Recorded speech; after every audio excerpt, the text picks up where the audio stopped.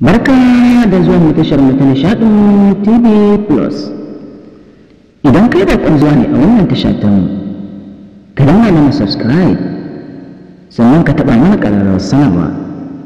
Idan kuma kai ba baƙon zuwa ba ne, ka danna mana comment, sannan da kuma liking akan duk bidiyon da muka ɗora domin samun shirye-shiryenmu akan lokaci.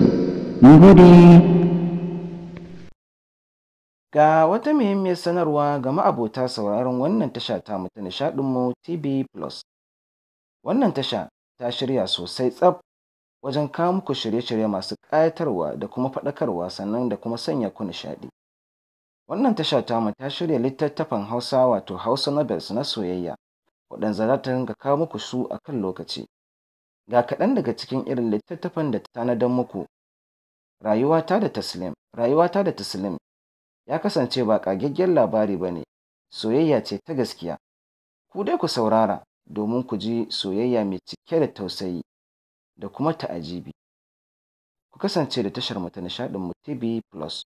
Mun gode.